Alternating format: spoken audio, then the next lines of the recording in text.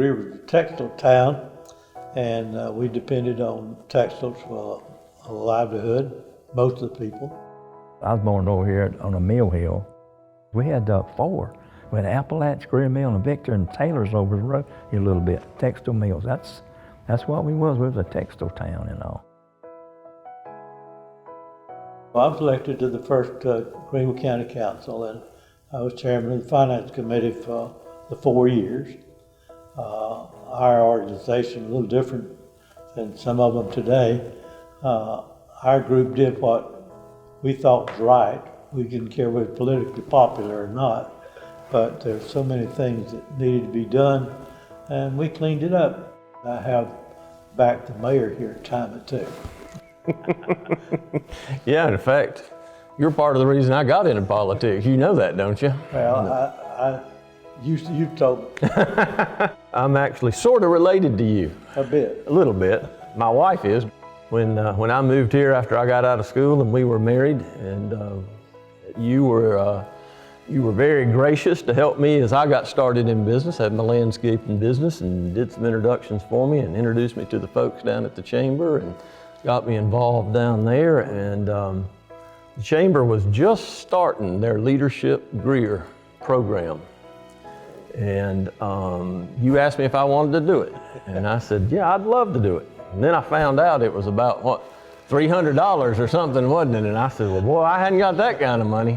And you said, well, if you'll make the time to do it, I'll pay for it. And you paid for it, and I'll win. And so I was part of Class 1 of Leadership Greer, and that gave me some real insight into what a great community this was. Been a few years after that, I had the opportunity to run for mayor and got elected in '99 and have served since 2000. So I'm in the middle of my 5th term. Well, I have to pat you on the back. You've done a tremendous job. Well, thank you.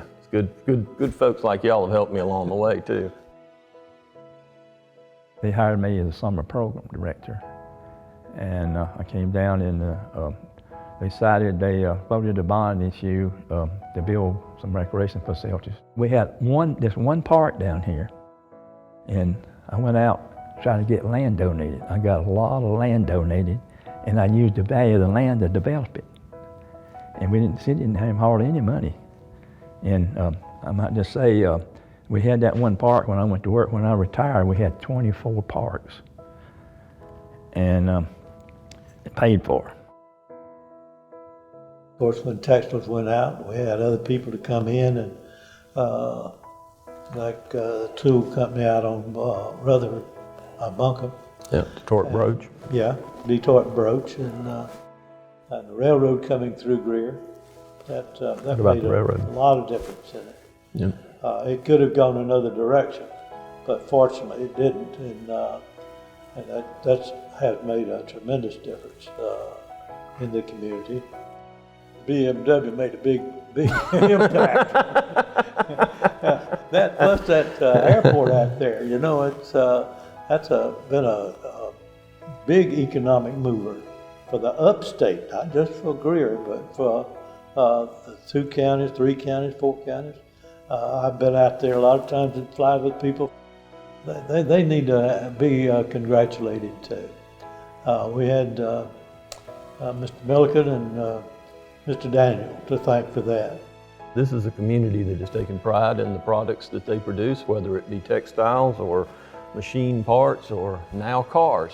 And I think that goes a long ways with companies when they know that they're coming to an area that has a heritage of producing a product and being proud of it. And the other thing I think that has made us successful that many people don't realize, I think, is the fact that because of our textile heritage, we've worked with a number of international companies through the years, even going back to the 50s and 60s. And so international business is not new to us. And so if you look around our community, from the Michelins to the BMWs to the Mitsubishi to the Mingwas to people from all over the world now, I think they find this to be a welcoming community and one that they're comfortable doing business in. Right. I got a lot of things donated. I got 2 ball fields over at Greer Mill donated. Stevens Park down here where the American Legion plays now, I got that donated. Didn't have no lights on them, no fencing and all that. I went over here to Mills Mill, they closed down the textile mill over there, and I bought their lights. It wasn't up-to-date lights, got the poles and everything. Well, we got them back over here. We couldn't use the poles, and I thought we was gonna be able to use the wire, but they refused, said, no, we can't use that wire. It's all, it's just not permissible to use it. So I throwed that wire, I throwed it back at a little building up there and all, and I was up there at the commission one day, and they was burning insulation on some wires. Yeah, copper wire. I went and bought that copper wire, burnt that insulation off of it, and I got several $100s for that wire to go back in the park down there. So that kind of stuff and all, this worked out real good for us and all. But I had a lot of volunteers. In fact, like I was telling them in there a while ago, I used to go around to all the banks and civic clubs and all. They knew how much I was interested in what I was doing and all, and they always come through for me and all. But I just had a lot of help. People really helped out and all. There was a movement afoot years and years ago that Greer formed their own county, but that fell by the wayside. And I think though that it's a unique. Now my business, I could go to Greenville and people over there would not be afraid of me. I could go to Spartanburg and they wouldn't be afraid of me. I think there's more strengths than there are weaknesses in terms of being located in 2 counties. We've got the ability to work on multi-county industrial parks with either Spartanburg County or Greenville County. We've got a listening ear from a Spartanburg Council and Greenville Council. We're the 2nd largest city in 2 different counties. We're not Little Greenville and we're not Little Spartanburg, we're Greer.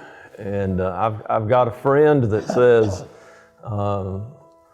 we're a small town, but we're kind of a big deal. And I like to look at it that way as well, too. Having somebody that thinks about the city every day, day in and day out, makes a huge difference. And we've been extremely fortunate to have Ed Driggers on board for the last 17 years, and he's just done such a wonderful job. And I give him and his staff and our entire staff a lot of credit for that. We do have a strong chamber here. That has made a lot of difference in the growth of the city and the economy. And I feel that hats ought to be off to them what they do. We've gotten to the point now where we spend more time on planning and looking to the future than we do having to worry about problems at hand. Yeah. And I think that's allowed us to change from the defensive to the offensive. And a lot of the changes that you see, this building, this park, the projects that are going on downtown, the new streetscaping that we're getting ready to undertake, the new parks, a lot of things have come from the council's ability to spend time visioning and planning and looking at what the future is going to be like. The city's putting money out now to do. They're doing what they need to do. We got a good overall program, and Cunningham is doing a real good job. They got another master plan now, and they following through on that. Boy, I tell you, this right here, this building and this park and all, it's great. The Century Park was a big park over there. It was across a railroad track where I was born, and I was getting these parks. They said, "You're not doing anything for you where you grew up over here and all. So you need to do something for us on this side of the track. The track divided though." So I got the land. The commission had 15 acres over there, and this is going to be a big park. I named that Century B Park, and how I got that grant was it helped me because I named it Century B Park, because the two like the United States was celebrating a birthday, and we're celebrating a birthday. Century B Bicentennial Park. In fact, I told them after I retired, they put Century Park on the new sign. I said, the government might give you a problem because that B means bicentennial, right? That name it helped us get the land over there with the park, you know. It amazes me how we've persevered through the years and grown through the years, and when I look back on what's taken place, the ability of folks to keep pushing Greer forward. I think about Lake Robinson and the vision that the commissioners at CPW had to think about what the needs of the city were going to be 50 or 75 years from when they were making a decision. You know, they were forward thinking enough that we'd never have the industry that we have without the water source that we've got. Same thing on the airport. You think about those men that saw that rock out there and said that might be a good place for an airport. That takes really forward thinking. That takes somebody with the ability to set aside their personal interests and best interests sometimes and think about a community. And we could go on with the names of people that have made a difference in this community, but yet many of those people remain anonymous because they just did it because it was the right thing to do. I credit the city and Rick and Don Wall prior to that. Yeah. That's made a difference in our community. So, Greer was only a half a mile radius as a town, and that was from Poinsett, Maine. And so it's limited in number of people and so forth. But look at it today. It's changed. Of course, I worked for the city 31 years before I retired. And I might be bragging a little bit and all, but I give the best years of my life to the program and all, and I don't feel bad about it. It makes me feel so good now. They got all these facilities and they got everything, and walk around and see all this good stuff they got, like this park right down here. Yeah, I tell you, I've been in a lot of towns with parks, and they're not any nicer than that one down there.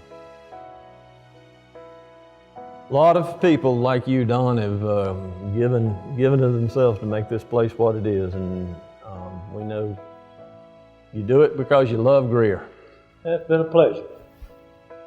We, and I say we as a community, have worked really hard on maintaining a sense of small town community and way of life and feelings for each other. And I hope, and we work on this, that as we continue to grow, regardless of what our population is, that people are still going to feel that this is a community that takes care of each other. And if you look at the organizations that we've got in this community and the way people take care of each other and the pride that they have in their churches and in their civic organizations and in their schools and in their city, I think a lot of people would tell you that it's a nice small town, a good place to raise a family and have a business and to live and work and play.